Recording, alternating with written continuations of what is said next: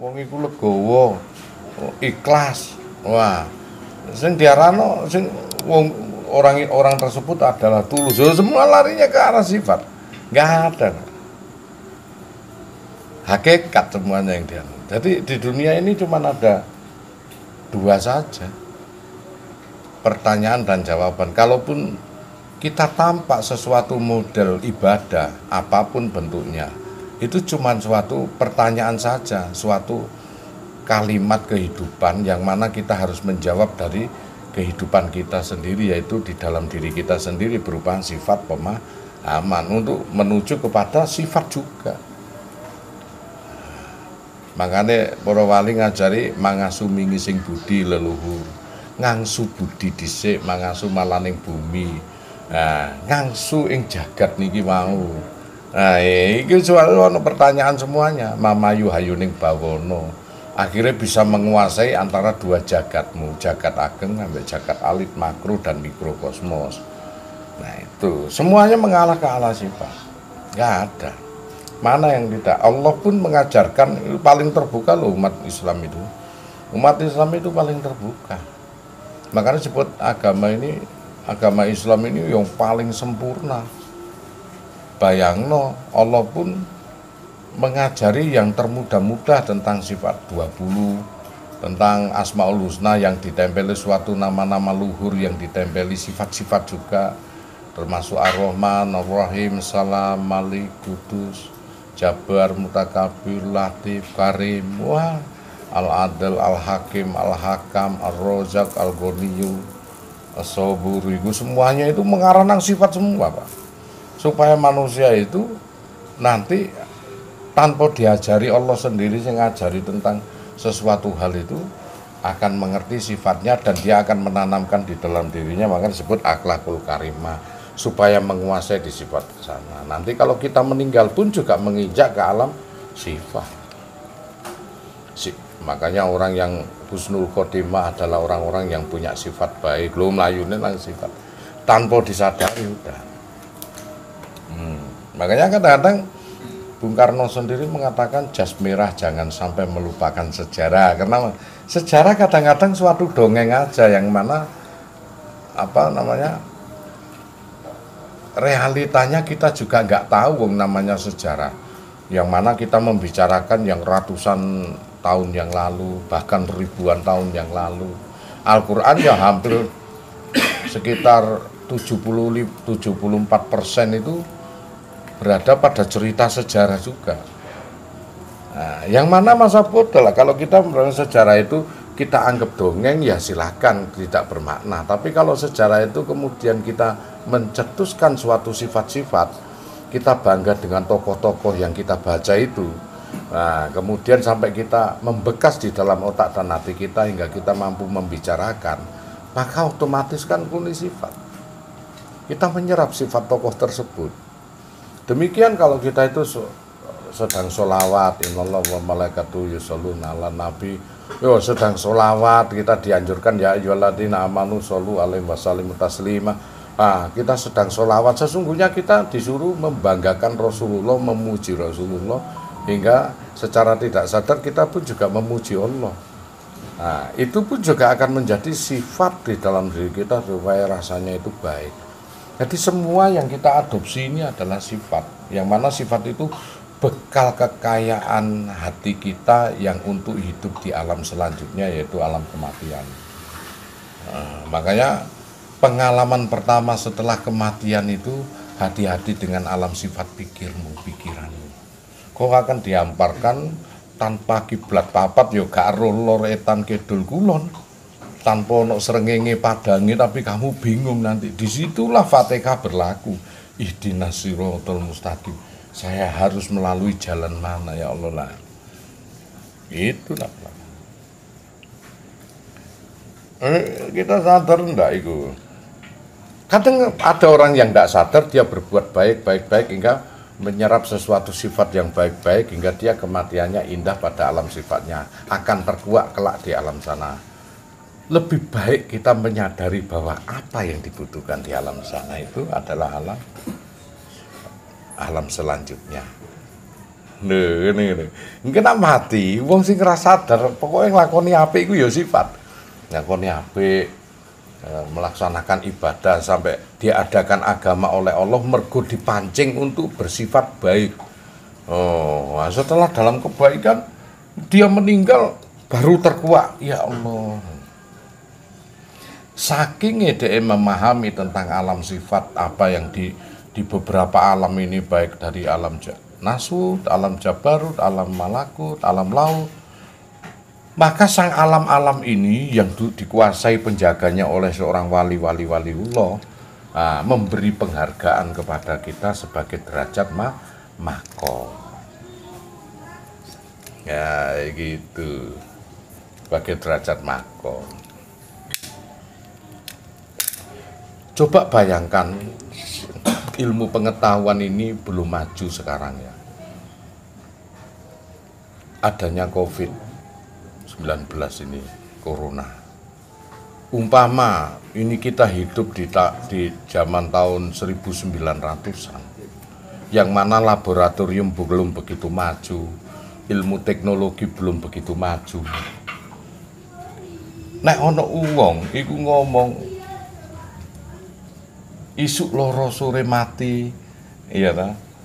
Sore sakit paginya mati. Jikalau ilmu pengetahuan ini belum seperti saat ini, tahun 1900 kita masih menduga-duga. Sing kamu pikirkan primitif betul itu sih, Pak. Apa? Pagebluk. Wah, kita bahkan tidak bisa deteksi. Seperti apa yang selamat nanti? Ini sudah banyak orang berkelimpangan, apa yang diambil dan bagaimana nanti prosesi mengambil nyawa ini. Kita sendiri was-was. Dan suatu ilmu pengetahuan yang belum begitu maju pada saat itu. Lantas sang raja ngomong, di rumah saja, ojo sampai nganu, selamat nang omah. Kira-kira PPKM itu sukses.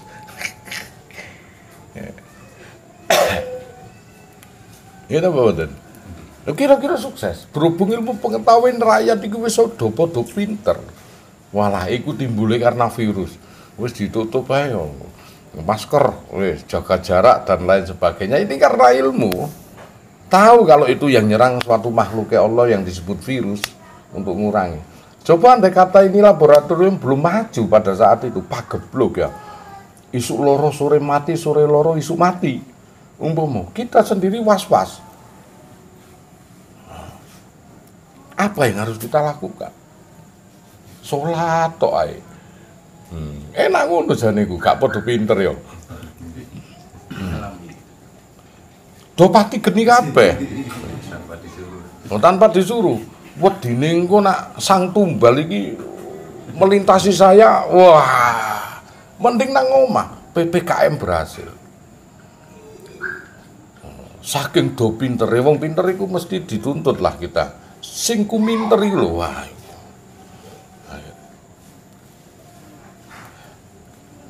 Kehadiran rapenake kuwi mau. Wah. Itu tadi. Karena alam sifat ini banyak sekali dihamparkan itu, makanya kita sholatlah. Begitu kita sholat pada titik klimaks. Saat seneng-senengnya sholat setelah bertobat ngono setahun, 2 tahun, 3 tahun.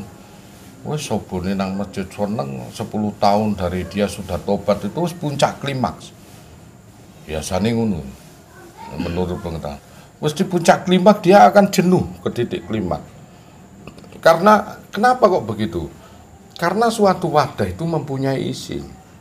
Jikalau wadah itu sudah penuh dengan suatu isi, maka dia akan mencari isi-isi tersebut, akan mencari wadah yang terbaru lagi yang disebut makom. Kalau orang itu sudah tinggi sampai ke titik klimaks satu isi, yaitu tadi dalam konteks ibadah, dari awal dia kosong, kemudian dikasih hidayah sama Allah, bertobat, terus kemudian orang tersebut itu melakukan sholat, saking tekunnya, semakin tekun, mencapai ke titik klimaks. Di saat titik klimaks dia akan merenung macam-macam perenungan. Kenapa Rasulullah menyuruh kita sholat ya? Kenapa pula Allah itu menciptakan orang-orang kafir dan orang-orang agama lain? Kenapa enggak Islam semuanya? Akan mencapai ke titik itu. Karena sesungguhnya hati manusia itu sama. Cuman kecepatan dia berpikir, kecepatan mereka itu sadar diri itu yang berbeda. Nah, ya mikir. Kenapa kalau sholat mesti harus ada berdiri, rukuk, sujud, dan duduk ya? Kenapa assalamualaikum itu tidak ditutup waalaikumsalam ke kirinya? Loh macam-macam itu. Assalamualaikum warahmatullahi wabarakatuh. Assalamualaikum, kok enggak waalaikumsalam ya? Nah, macam-macam pertanyaan demi pertanyaan macam-macam.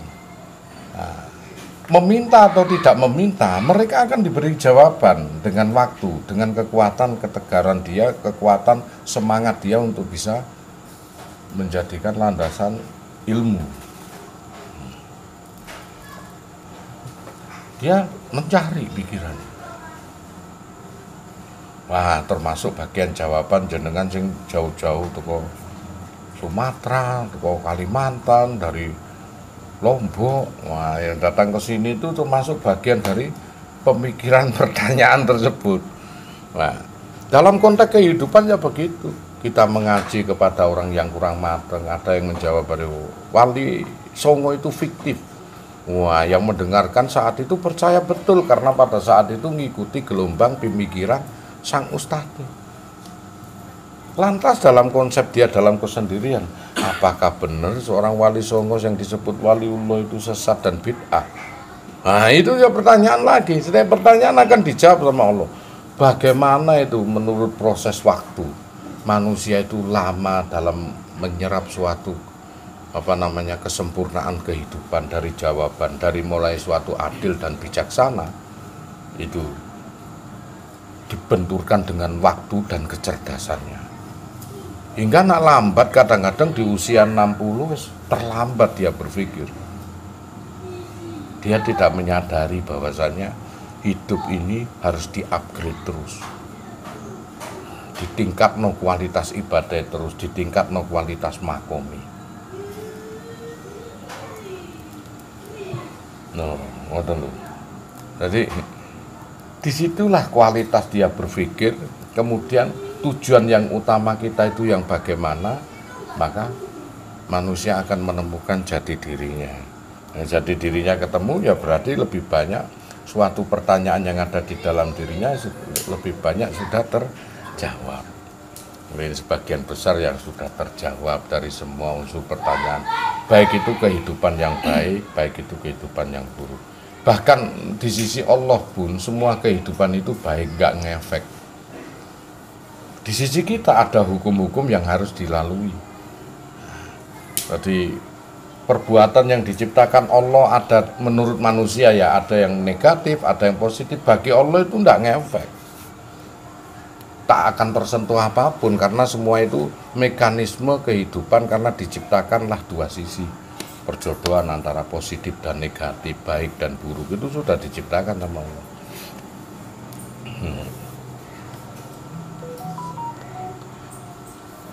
Makanya sadar atau tidak sadar dia melakukan terus, dia menjaga sifatnya, dia nggak sadar dia sedang menjaga sifat baiknya. Nak sholat nak telat itu dosa gede. Nah, itu dia nggak sadar dia sesungguhnya sedang menjaga sifat baiknya. Poso kurang setitik wae mokel ojo. Dia sih tidak sadar dia sedang menjaga sifat baiknya. Nah kan gitu.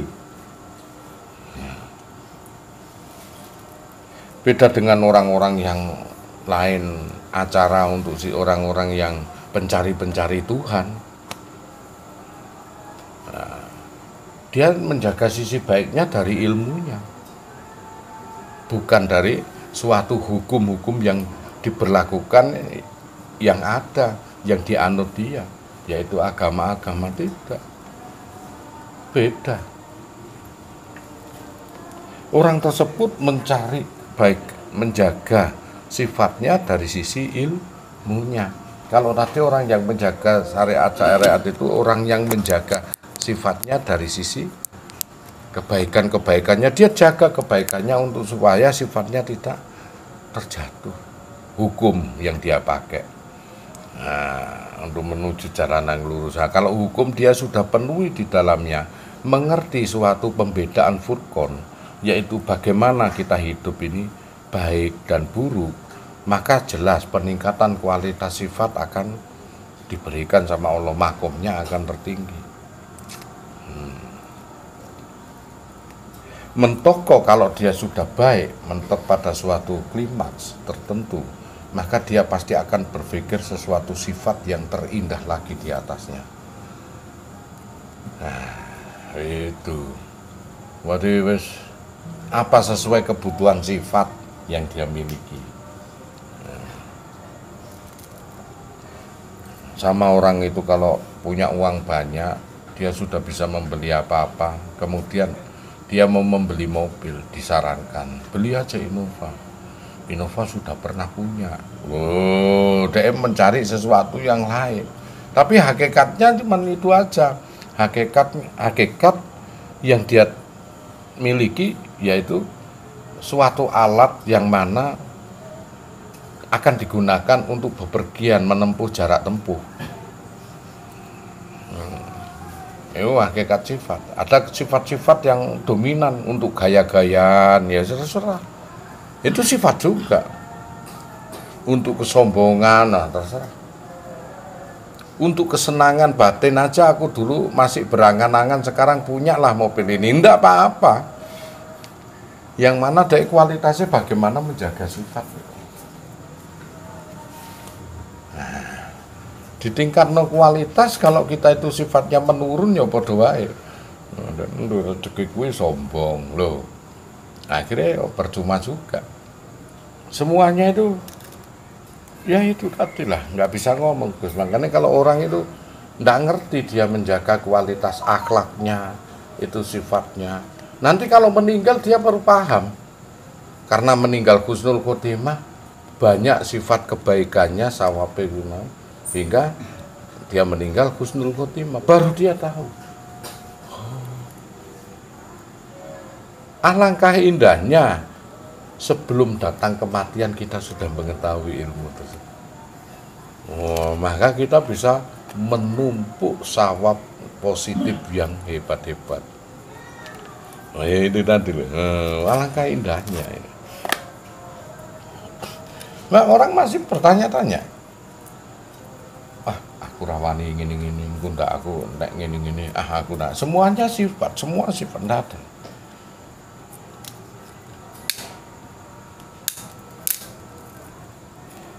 Makanya